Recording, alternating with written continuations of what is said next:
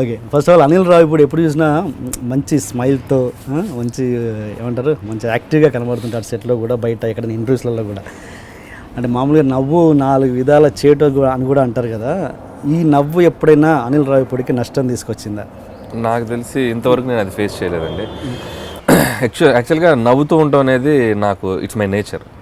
బేసిక్గా నేను నలుగురితో ఉన్నప్పుడు కానీ, నేను స్కూల్ డేస్ నుంచి కానీ, కాలేజ్ డేస్లో కానీ ఎక్కువగా జోక్స్ చేస్తూ అందరు నవ్వించడం, నవ్వుతూ ఉంటాం, ఇదే సరదా. సో మేబీ అది ఇన్బిల్ట్గా ఉందేమో. అలాగే నవ్వు అనేది నాకు లైఫ్లో ఒక పార్ట్ అండి, మేబీ నా సక్సెస్లో కూడా ఒక పార్ట్ అది. కాబట్టి ఐ రెస్పెక్ట్ దట్. నా నవ్వుని నేను రెస్పెక్ట్ చేస్తాను. కాబట్టి నాకు దానివల్ల నెగిటివ్ వస్తుందని నేను ఎప్పుడు అనుకోను, రాదనే నా నమ్మకం. అదే నిన్న కూడా ఒక ఇంటర్వ్యూలో చెప్పాను నేను, బాధను దూరం చేసేది నవ్వు, మనిషిని దగ్గర చేసేది నవ్వు, గొడవను ఆపేది నవ్వు, గౌరవాన్ని పెంచేది నవ్వు. సో నవ్వు వల్ల చాలా ఉపయోగాలు ఉన్నాయి. కాబట్టి ఆ నవ్వు నాతో ఉంటే నాకు ఎప్పుడు హ్యాపీ. అంటే ఒక్కొక్కసారి మనం నవ్వుతుంటే, అంటే సెట్లో ప్రొడ్యూసర్ బాధలో ఉన్నప్పుడు మనం నవ్వుతూ ఉంటే అలాంటప్పుడు అదే మీరు సిచ్యువేషన్ బట్టి అంటే ఓకే. ఇప్పుడు ఒక రాంగ్ సిచ్యువేషన్కి వెళ్ళి నవ్వితే చాలా బ్యాడ్గా ఉంటుంది, అలా ఇప్పుడు చేయనండి. Okay okay. అండ్ ఓకే, మన సినిమా గురించి మాట్లాడదాం, అలాగే F2 గురించి. మీరు అసిస్టెంట్ డైరెక్టర్గా పనిచేస్తున్నప్పుడు ఎప్పుడైనా ఎవరైనా ఆర్టిస్టులు అందరూ, అంటే మనం డైరెక్టర్ కానప్పుడు మనల్ని అసిస్టెంట్ డైరెక్టర్గా అందరూ ఒకేలా ట్రీట్ చేయాలని ఏం రూల్ లేదు. ఆర్టిస్టులు ఎప్పుడైనా ఎవరైనా మిమ్మల్ని ఇల్ ట్రీట్ చేయడం కానీ, లేకపోతే ఓకే లైట్ తీసుకోవడం గాను అలా జరిగిందా ఏదైనా? అలాంటి ఆర్టిస్టులు మళ్ళీ మీ డైరెక్షన్లో యాక్ట్ చేసిన సందర్భాలు ఉన్నాయా? బేసిక్గా నేను ఆండ్రాయిడ్లో అంటానండి, యూజర్ ఫ్రెండ్లీ. నాకు ఆ ప్రాబ్లం రాలా, ఎందుకంటే నేను ఏదో పంచ్ డైలాగ్లో వేసాను, దాన్ని తీసుకోకండి. ఇంకోటి ఏంటంటే, నేను రైటర్గా కానీ అసిస్టెంట్ డైరెక్టర్గా కానీ నేను ఒక సినిమాకి నేను రైటర్గా పనిచేస్తూనే అసోసియేట్ డైరెక్టర్గా పనిచేసేవాడిని. సో బేసిక్గా నేను రైటర్ కావడంతో నేను అసోసియేట్ డైరెక్టర్గా పనిచేస్తున్నా వాళ్ళు నాతో ఎక్కువ టైం స్పెండ్ చేసేవాళ్ళు, మేబీ డైలాగ్స్ చెప్పడం కానీ, డైలాగ్స్ మార్చడంలో కానీ. సో రైటింగ్ అనేది నాకు ఒక కవచంలాగా ఉపయోగపడింది. సో ఎప్పుడు కూడా నేను ఆర్టిస్టుల దగ్గరికి వెళ్ళేటప్పుడు నా రైటింగ్ డైలాగులు చెప్పడంలో కూడా వాళ్ళకు ఒక చిన్న స్వార్థం ఉండి ఉండొచ్చు మేబీ. సో స్వార్థం లేకపోతే నా మీద ఇష్టం, what ever it is. So ఇది ఆ ఇన్సల్ట్ చేయడం కానీ అలాంటివి నేను ఎప్పుడు ఫేస్ చేయాలి. ఇన్ఫ్యాక్ట్ నాతో ఎక్కువగా క్లోజ్గా ఉండేవాళ్ళు. నేను అలా అసిస్టెంట్ డైరెక్టర్గా ఉండి నాతో చాలా క్లోజ్గా ఉన్న ఆర్టిస్ట్లో మెయిన్ శ్రీనివాస్ రెడ్డి. అందుకే నా సినిమాలో తను ఎప్పుడు ఒక చిన్న స్పెషల్ రోల్స్ చేస్తూ ఉంటాడు. సో అలా చాలామంది ఆర్టిస్టులు కూడా నాతో చాలా ఫ్రెండ్లీగా ఉండేవాళ్ళు. నాతో ట్రావెల్ అయ్యాక ఆర్టిస్టులతో నేను సినిమా ఇండస్ట్రీకి వచ్చాక, నేను డైరెక్టర్ అయ్యాక కూడా వాళ్ళతో నా ట్రావెలింగ్ అలాగే ఉంది. Okay okay. అండ్ సప్తగిరి కూడా మీరు ఇచ్చిందే కదా ఆల్మోస్ట్ బ్రేక్. మరి అలాంటి సప్తగిరి మీ సినిమాలో ఎక్కువ కనబడాడు ఎందుకు? అది వాడు పాపం ఈ సినిమాకు ముందు కూడా ఫోన్ చేశాడు, అంటే కుదరలేదు. వాడేంటంటే ఫోన్ చేస్తాడు, ఫోన్ చేసి అరే అనిలు నాకు నువ్వు 1 సీను 2 సీన్లు అయితే నేను చేయను రా, అక్కడే ఆఫ్. నేను సరేరా ఫుల్ లెంత్ క్యారెక్టర్ ఏదైనా మంచిది నీకు తగ్గట్టు తగిలితే చేద్దాంలే అన్నట్టుగా నేను అనుకుంటున్నాను. అది సెట్ అవట్లా. మేబీ వాడు అరే 1-2 సీన్లు అయినా పర్లేదు చేసేద్దాం అంటే ఏదన్నా మంచి ఎపిసోడ్లు 1-2-3 తగిలేయేమో. సో తప్పు వాడి సైడ్ కూడా ఉంది.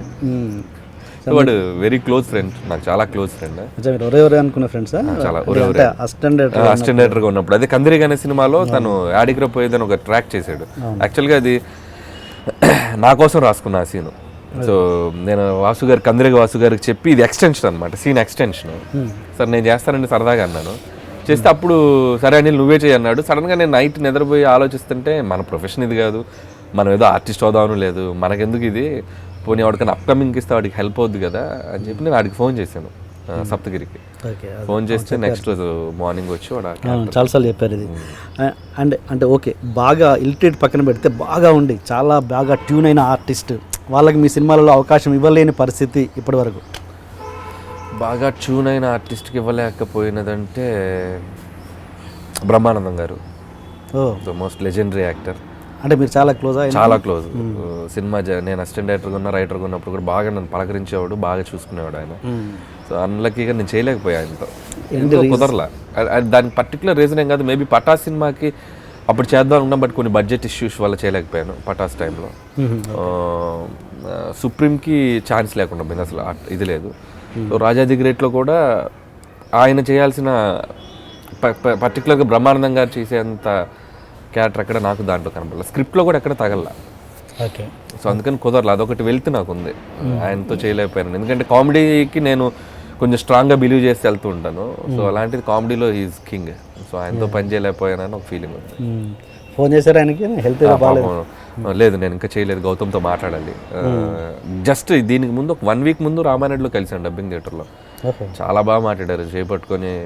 అంటే నేను నెక్స్ట్ చేయాలి సార్ మీతోటి, నేనే చెప్పేశాను, నన్ను క్షమించండి, will work together in my next film అని. Okay okay. ఇంతకుముందు పొద్దున విఎన్ ఆదిత్య గారితో మాట్లాడితే ఆయన చెప్పారు మీ సిచ్యువేషన్ ఏంటి, ఒక సీన్ చెప్పాల్సి వస్తే అనిల్ని అడిగితే తను ఇమీడియట్గా రాసేశారు.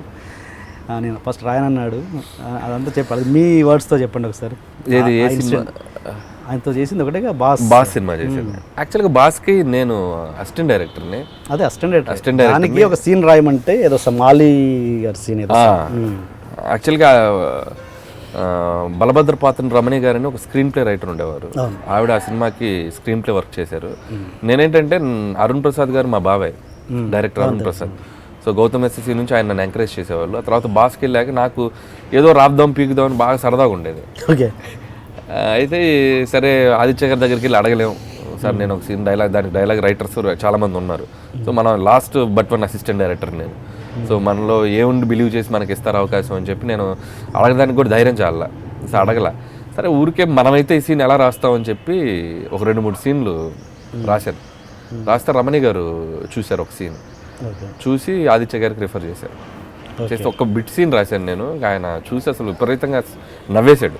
ఆదిత్య గారు నవ్వితే అసలు ఆగడు, బ్లాస్ట్ అయిపోతాడు ఆయన. సో ఒక 5-6 పంచులకి అయితే విపరీతంగా నవ్వాడు ఆయన. నవ్వి ట్రాక్గా ఎక్స్టెండ్ చేయన్నాడు. చేస్తే ఒక 3 సీన్లు ఏవో రాశాను నేను. అఫీషియల్గా పెన్ను పెట్టి నేను రాసిన మా డైలాగుల్ని షార్ట్ చేసిన డైరెక్టర్ ఆదిత్య గారు ఫస్ట్ టైం. సో అఫీషియల్గా నేను పెన్ను పెట్టింది ఆ సినిమాలో. బాస్ ఫస్ట్ రాయనన్నారంట కదా, నేను రాయను మళ్ళీ తేడా కొట్టితే బాగుండదు, అది ఒకటి భయపడ్డాను. అంటే సినిమా నేనేదో సరదాగా రాశానండి, రేపు పొద్దున్న సినిమాలో మీకు అది సింక్ అవుద్దో లేదో, అది ఒకవేళ వర్కౌట్ అవుద్దో లేదో అని చిన్న భయపడ్డా. ఎందుకు నేను వాళ్ళదాన్ని, ఇప్పుడు నేను బేసిక్గా నేను ఇదనుకోండి, ఆ బ్లేమ్ తీసుకోవడానికి రెడీ, ఎవరిదో అది, నేను అనవసరంగా ఏదో పెట్టి అది ఏదన్నా స్పాయిల్ ఇద్దాం అని చిన్న భయపడ్డాను నేను. అంతకుమించి అంతేగాని మనం అప్పటికే ఏం కాదు కదా. సో అంతేగాని రాయకపోవడానికి రీజన్ అది. ఎప్పుడైనా మీరు రైటర్గా ఉన్నప్పుడు మీరు రాసిన ఒక సీన్ డైరెక్టర్ మేకింగ్ వల్ల కిల్ అయిపోయిన సందర్భము, మీరు అది చూసి తట్టుకోలేక నేను ఏం రాశాను, ఇది ఏం తీస్తున్నాడు అనే ఫీల్ ఎప్పుడైనా మీకు వచ్చిందా? నేను ఎప్పుడు ఫేస్ చేయలేదండి అది. బేసిక్గా ఏంటంటే మనకు ఒక జడ్జిమెంట్ ఉంటుంది. సో నేను ఎప్పుడు ఒకటి బిలీవ్ చేస్తాను, రైటర్గా ఉంటే రైటర్గా ఉండాలి, డైరెక్టర్గా ఉంటే డైరెక్టర్గా ఉండాలి. రైటర్ డైరెక్టర్గా ఉండకూడదు. ఓకే. ఉంటే స్పాయిల్ అయిపోద్ది, ఏదో ఒకరి జడ్జిమెంట్ మీద వెళ్ళిపోవాలి. సో నేను రైటర్గా ఉన్నాను, నేను ఆ డైరెక్టర్ని బిలీవ్ చేసి వెళ్ళాను. సో మ్యాక్సిమం ఏదన్నా ఉంటే ఒక ఎడ్జ్కి ఫైట్ చేస్తా. సో ఇది ఉంటే బాగుంటుంది సార్, ఇది ఉంటే బాగుంటుంది సార్, ప్రెషర్ చేయం. ఓకే. ఏమో ఆయనదే రైట్ అవ్వచ్చేమో, రేపు పొద్దున్న నేను చెప్పింది రాంగ్ వచ్చేమో. సో డైరెక్టర్గా ఇంకొక విషయం నేను ఏం బిలీవ్ చేస్తానంటే, ఒక సినిమా సక్సెస్కి ఫెయిల్యూర్కి కేర్ ఆఫ్ అడ్రస్ డైరెక్టర్. రేపు ఆ సినిమా పోతే రైటర్కి ఇంకో 4 సినిమాలు రాసుకోవచ్చు, బట్ డైరెక్టర్కి ఆ సినిమానే లాస్ట్. ఆ సినిమా పోయినా అన్నా ఆ డైరెక్టరే బ్లేమే తీసుకోవాలి.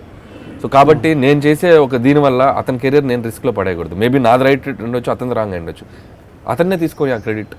రేపు పొద్దున్న నా వల్ల చూసావా, నువ్వు చెప్పిన సీన్ నేను తీయడం వల్ల ఇది పోయింది, లేకపోతే నువ్వు చెప్పింది నేను నమ్మి చేయడం వల్ల ఇది పోయింది అని చెప్పి దీన్ని మనం ఎప్పుడు రైటర్గా ఇన్సిస్ట్ చేయకూడదని నమ్ముతాను నేను పనిచేసిన ఏ డైరెక్టర్తో కూడా ఆ డైరెక్టర్కి ఏం కావాలో ట్రై చేస్తాను. దాంట్లో ఏది ఎంతవరకు బాగుంటుందో బ్యాలెన్స్ చేయగలం అది నేను ట్రై చేస్తాను. సో నేను రైటర్గా ఉన్న అన్ని సినిమాలకి నేను అలాగే వర్క్ చేశాను. ఇన్ఫ్యాక్ట్ నేను డైరెక్టర్గా అయ్యాక కూడా వన్స్ స్పాట్కి వెళ్ళే ముందు వరకే రైటర్ని.